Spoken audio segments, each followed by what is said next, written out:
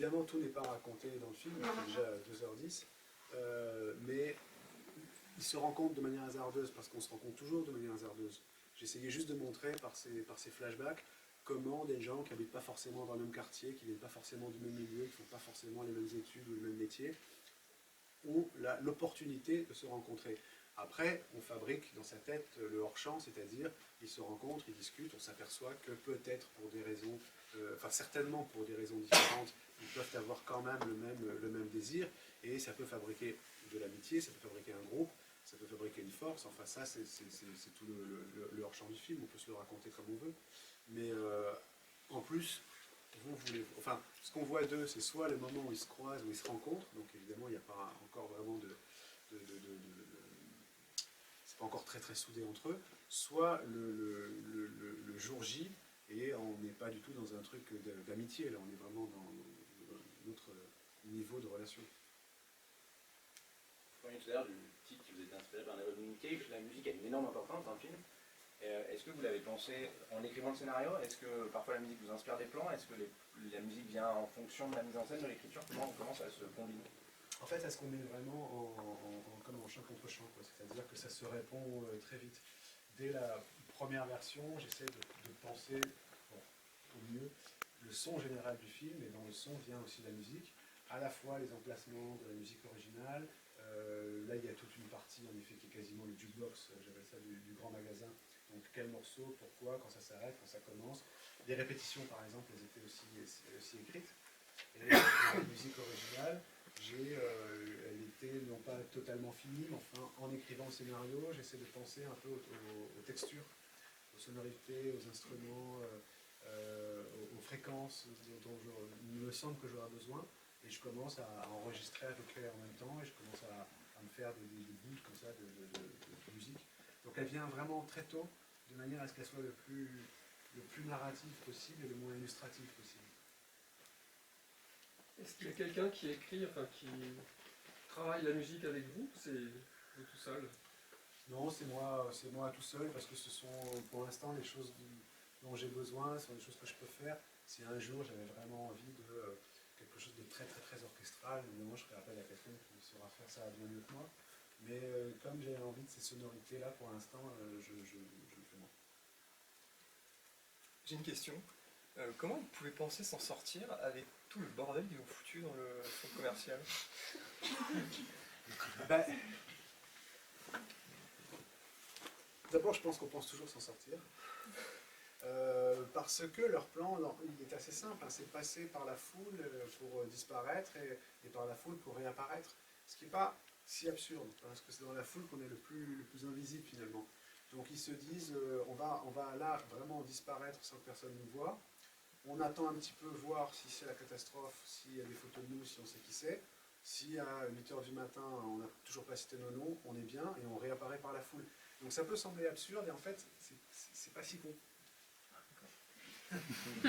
Enfin, ça marche pas, mais quand même. J'avais une question sur la construction du film, donc qui est très nette, avec une première partie tourbillonnante en extérieur et une deuxième partie en huis clos.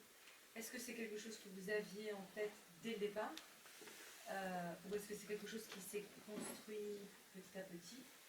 Et est-ce que vous avez un truc avec les intérieurs? Parce que moi, l'Apolonide, c'est un film qui m'a beaucoup frappé justement pour cette histoire d'enfermement. Est-ce que vous avez un rapport particulier? Est-ce que vous êtes claustrophobe? Est-ce que un des personnages fait référence à la claustrophobie, donc c'est pour ça que je vous demande en fait votre rapport à vous, à l'enfermement. Alors celui qui ferait référence à la claustrophobie, c'est dans le SAS HSBC. Oui, alors ça, c'est quelque chose qui m'est arrivé, ça c'est vrai. Au HSBC au Néon, où à un moment, je ne pouvais plus rentrer, plus sortir, et j'ai failli m'évanouir.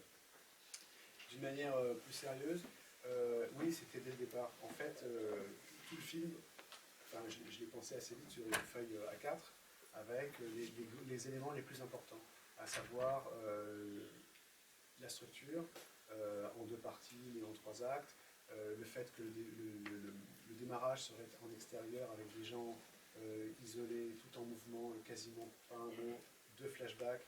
La deuxième partie, il s'arrête, il y a une sorte d'immobilisme après tout ce mouvement dans un lieu fermé, j'avais déjà en tête le grand magasin.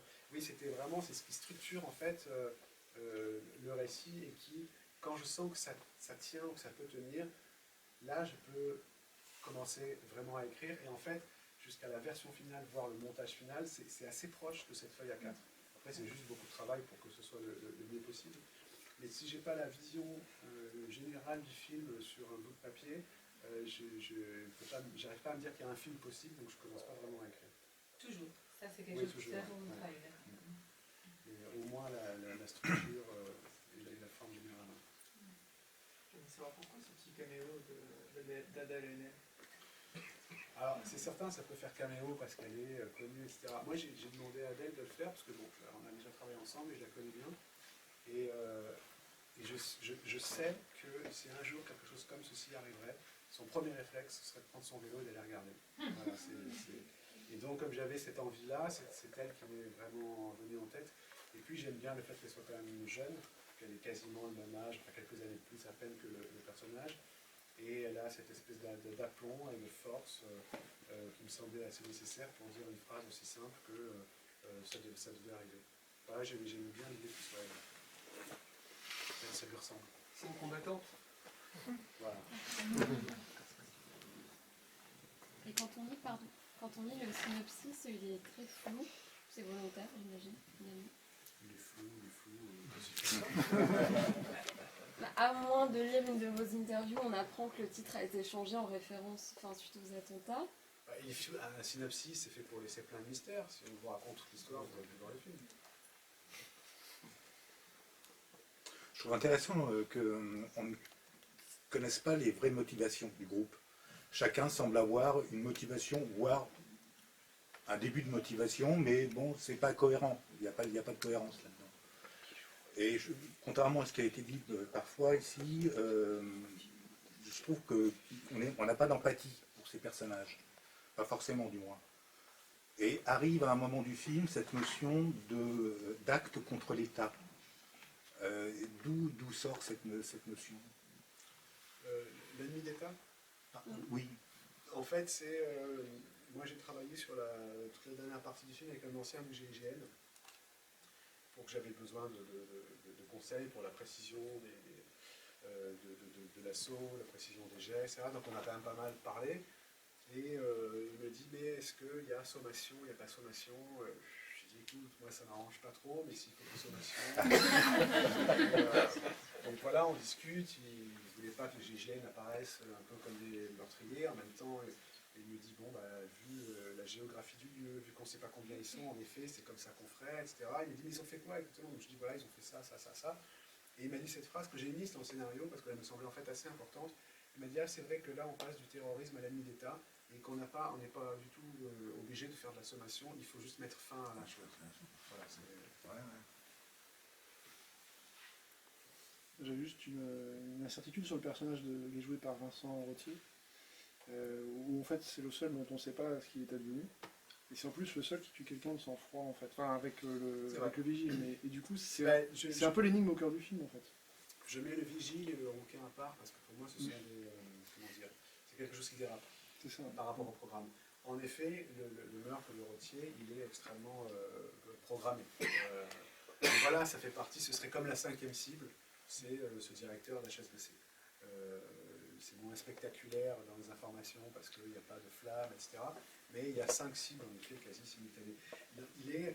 Il disparaît. Alors, j'avais envie, en termes de forme, que comme le film progresse, il s'enfonce un peu dans des trucs un peu rêvés, pas rêvés, etc. Donc je le fais revenir dans les yeux du petit en fantôme, et en fait il raconte son histoire. J'ai tiré, je suis sorti comme un dingue, j'ai pas eu le réflexe de ranger mon revolver, et plutôt que d'être arrêté, j'ai préféré me tirer une balle dans la tête. C'est une manière pour moi de le dire, mais en l'intégrant dans un récit plus fantasmagorique.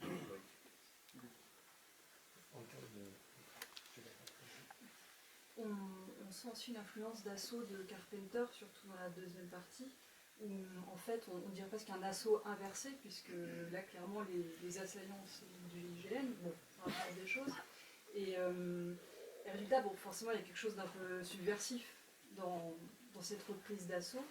Et je trouve que le film est à la fois punk dans son esprit et en même temps très désespéré et tragique, parce que d'ailleurs le film a la structure d'une tragédie, puisque c'est 24 heures, 3 actes, Donc je voulais savoir, est-ce que c'est dans cet état d'esprit que vous étiez ou pas comme ça Vous avez tout compris. Pour revenir sur ce que disait le monsieur, je trouve qu'au contraire, la cohérence, du moins idéologique, est quand même assez claire. Il y a un socle de symboles qui, personnellement, m'a fait penser au terrorisme d'extrême gauche en grande ligne. Mais on a l'attaque à la bourse, on a l'attaque au patron de banque, ça fait penser à Action Directe, Georges Best. Vous avez forcément pensé à ces précédents historiques qui ont déjà existé, parce que finalement, la racine de ce terrorisme-là, elle est plus proche du terrorisme qu'on a déjà connu, que du terrorisme qui est arrivé après. Tout à fait, oui. Oui, après, moi j'ai essayé de l'inclure dans un monde contemporain à plus d'un titre.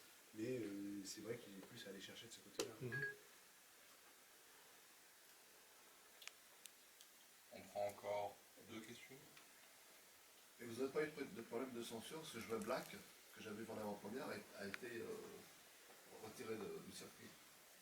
Non, aucun problème de censure. Il est même passé au visa public, avec peut-être avertissement, ce qui est normal, mais il n'y a pas de niveau. Ouais, parce que Black, moi j'avais vu en avant-première, et puis il a été déprogrammé tout de suite.